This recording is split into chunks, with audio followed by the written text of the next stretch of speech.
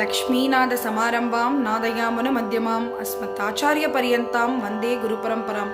ஸ்ரீ ஆண்டாள் ரங்கமன்னார் திருவடிகளே சரணம். ஸ்ரீமன் நாராயணா, ஸ்ரீமன் நாராயணா.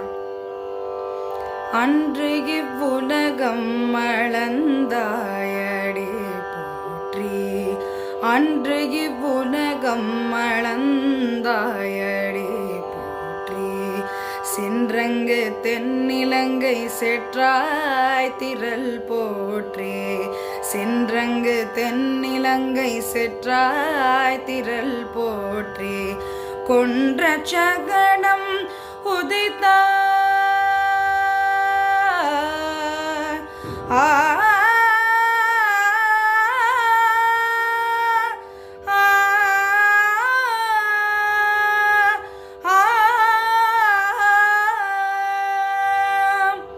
கொன்ற சகடம் உதித்தாய் புகழ் போற்றி, கன்று கூணிலா வெறிந்தாய் கழல் போற்றி, கன்று கூணிலா வெறிந்தாய் கழல் போற்றி, குன்று குடையாய் எடுத்தாய் குணம் போற்றி, குன்று குடையாய் எடுத்தாய் குணம் போற்றி, வென்று பகை கெடுக்கும் நின் கையில் வேல் போற்றி, வென்று பகை கெடுக்கும் நின் கையில் வேல் போற்றி, என்றென்றும் சேவகமே ஏத்தி பறை கொள்வான், என்றென்றும் சேவகமே ஏத்தி பறை கொள்வான், இன்று யாம் வந்தோம்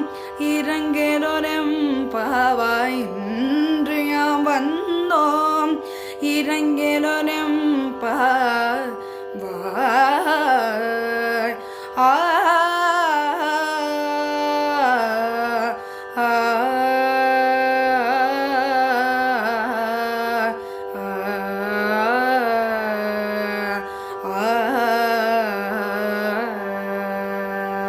இந்த பாசுரமோட ஒரு சின்ன விளக்கம் ஆர் எசன்ஸ் ஆஃப் த பாசுரம் என்னன்னு பார்ப்போமா? இந்த பாசுரத்துல நம்ம ஆண்டாள் நாச்சியார் ரொம்ப அழகா கண்ணபிரான் என்னென்ன அசுரர்களை எப்படியெல்லாம் வதம் பண்ணியிருக்கார் அப்படின்றத அறிவுறுத்தி அவரை வணங்கி கூப்பிடுறார். அவரை எப்படி கூப்பிடுறான்னு பார்ப்போமா? மகாபலி இந்த உலகத்தை கைப்பற்றிய காலத்துல அதை 3 அடிகளால் அளந்து உன்னுடையது அப்படின்னு உணர்த்தியவரே உங்களோட திருவடிகள்ல வந்து சரணடைகிறோம் அப்படின்னு சொல்றா. ராமாவதாரம் எடுத்தப்போ சீதையை மீட்கிறதுக்காக தெற்கில் உள்ள இலங்கைக்கு சென்று ராவணனை வெற்றி கொண்டவரே உன் வீரத்துக்கு நமஸ்காரம்னு சொல்றா. சக்கர வடிவில் வந்த சகடன் என்ற அசுரனை ஒரே உதையில் வீழ்த்தியவனே உன் புகழுக்கு வந்தனம்னு சொல்றா. கன்று வடிவோட வந்த வத்சாசுரனை தடியாக கருதி அவனை விளாமர வடிவில் வந்த கபித்தாசுரன் மீது எரிந்து அழித்தவனே உன் கால்களில் அணிந்த வீர கழலுக்கு மங்களம் உண்டாகட்டும்னு சொல்றா நம்ம ஆண்டாள் நாச்சியார். கோவர்தனகிரியை தனது சின்னூண்டு சுண்டு விரலால புடிச்சுண்டு ஆயர்குலத்தவரை இந்திரன் அனுப்பிய மழையிலேந்து காத்தவரே உன் இரக்க குணத்துக்கு நாங்க எல்லாரும் தலை வணங்குகிறோம்னு சொல்றா. பகைவர்கள் எல்லாரும் எவ்வளோ பலவான்களா இருந்தாலும் சரி அவ எல்லாரையும் தனது கையில இருக்கிற வேலால் அழித்தவரே அந்த வேலாயுதத்துக்கு நமஸ்காரம்னு சொல்றா. இந்த மாதிரி உன் வீர செயல்கள் எல்லாத்தையும் பாடி உன்னோட அனுகிரகத்தை பெறுவதற்காக இப்போ நாங்க எல்லாரும் வந்திருக்கோம். எங்கள் மீது கொஞ்சமா உங்களோட இரக்கத்தை காட்டுக்கண்ணா அப்படின்னு நம்ம ஆண்டாள் நாச்சியாரும் அவளோட எல்லா அன்பு தோழிகளும் கேட்கிறாளாம். இது எல்லாத்தையும் சேர்த்து நம்ம ஆண்டாள் நாச்சியார் கூறும் உபதேசம் என்னன்னு பார்த்தோம்னா, மார்கழியில 30 பாசுரங்கள் பாடியிருக்கா நம்ம ஆண்டாள் நாச்சியார். அதுல இந்த 24வது பாசுரம் தான் ரொம்ப முக்கியமான பாசுரம்னு சொல்றா. இந்த பாசுரத்தை நம்ம தினமும் பாராயணம் பண்ணணும் அப்படிங்கிறா. அது ஏன்னா இந்த பாசுரம் போற்றி பாசுரம் அப்படின்னு சொல்றா.